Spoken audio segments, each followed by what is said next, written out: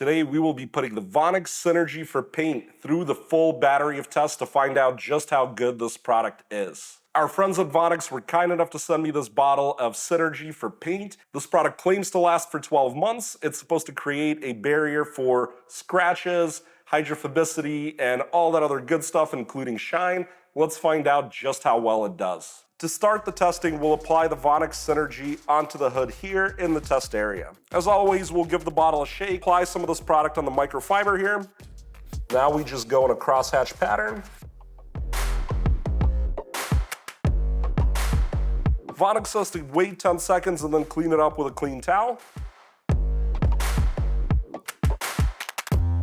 That was very easy to remove. With the Vonixx applied, we can give it a score, and our scoring ranges from a -10, that was a very hard to use product, to a +10. That was a great example of an easy to use product in its category. In this case, it's a spray applied product.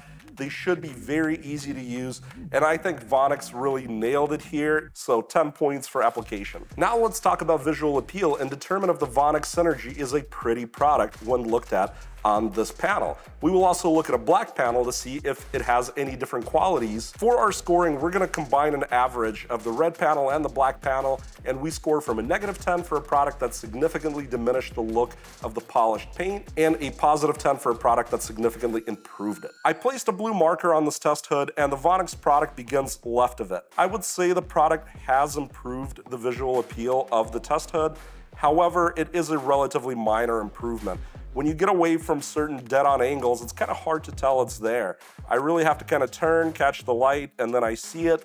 I would give this probably a 5. Here is the black test panel, and the Vonixx is gonna be on the left. And I would say the Vonixx has had a minor improvement to the paint quality.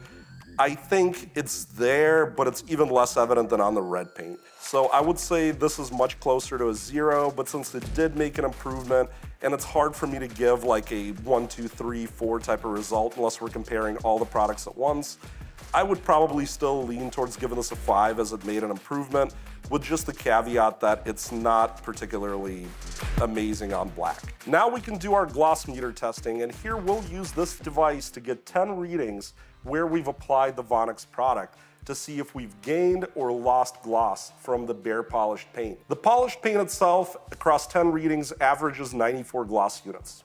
We will score depending on losing or gaining points. When we turn our device on, we want to make sure it reads 104 gloss units to tell us it's calibrated.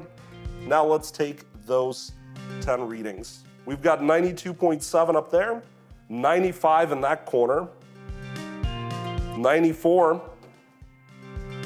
93.3, 93.6, 93, 92.9, 93 again, 92.5, 92.1, 94.5. Having totaled everything up and averaged, we got 93.33 as the average gloss reading. That's pretty great. We're gonna subtract 94, and we'll see that we lost, we're gonna round up to 0.7 points because we did lose a little bit of gloss, but this is excellent. To find out just how slick the Synergy from Vonixx is, we will be determining its static coefficient of friction on this surface where it's been applied. We'll then compare it to the static coefficient of friction of the bare paint, and the delta will be used to formulate a score. Let's get our first reading. In this case, it took 150 grams of force to get the block moving. One more, 190, 210, 170, 190 again.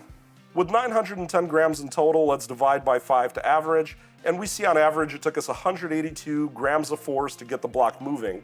We do know the block itself is 1,040 grams, so to work out the static coefficient of friction, we simply divide, and we see that 0.18 rounded up is gonna be our static coefficient of friction.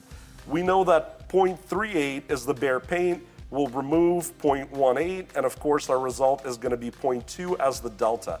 We've been using a 30x point multiplier to get our score, and that means our product is gonna score 6 points. This machine does UV weathering. So there are 2 bulbs inside here that are UVA 340 bulbs, and that means this machine can simulate months or even years of UV exposure. This counter is going to read out the running time. As you can tell, we have multiple products being tested here, including the one we're looking at today. Those products themselves have been applied to these microscopy slides. I have these neat little plastic slides that I've painted in orange paint. Here you see one that's labeled control and it has a piece of glass over it with nothing on it. That is a slide that has not been treated with anything. We also have this one labeled dark. This is another control that's going to go in a dark box. This slide here has been clear coated, and it's also going to go in a dark box. Over here we have a clear coated slide with no glass on top of it. So the idea here is we'll be able to tell what difference, if any, these products make. All we got to do now is wait. It's been 24 hours. The machine shut itself off when the counter reached the limit. Here are our 2 dark samples. That's the clear coated one. That's the uncoated one. I've moved the samples on top of their respective slides so we can get a better idea of what they look like. The sample that says dark, just to remind you, is the one that didn't see any UV exposure.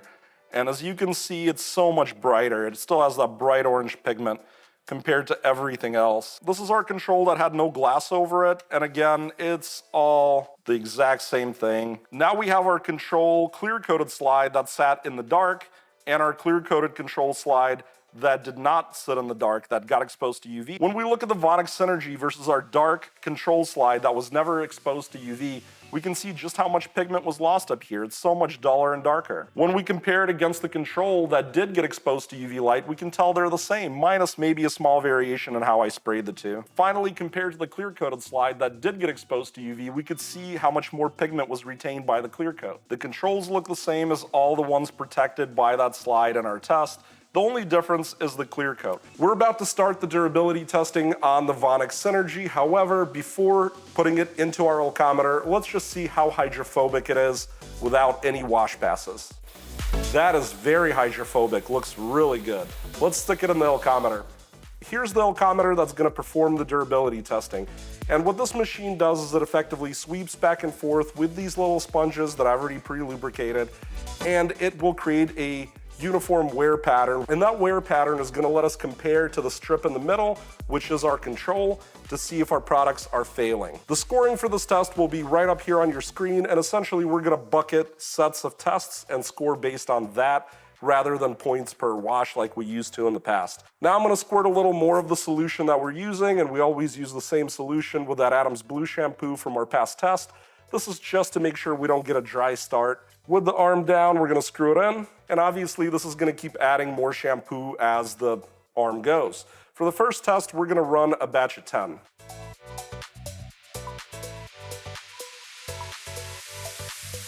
With 10 wash passes in, let's take a look at the Vonixx Synergy. Is it still working? It's draining just slightly faster than the control.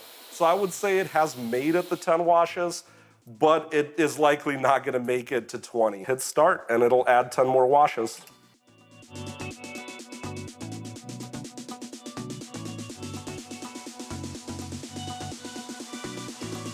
Now that we're 20 passes in, let's see if the Vonixx has completely failed and looks worse than the control, or if it's still hanging in.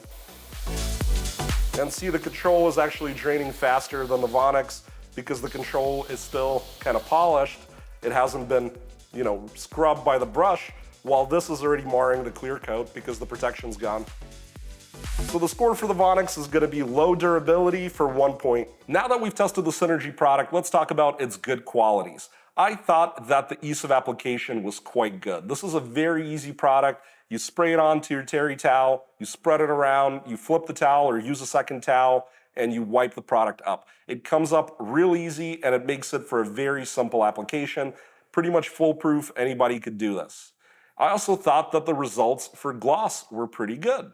It didn't really rob us of a ton of gloss. And I do have people asking me, well, how come you do lose gloss? And that is because we have such a shiny surface to begin with. All my cars are in the 90s when you look at the gloss readings. If you were working with an older car with really kind of beat up paint, you might get some more reflection with something like this. In the looks department, I think it did all right. It definitely improved the look of our test surface.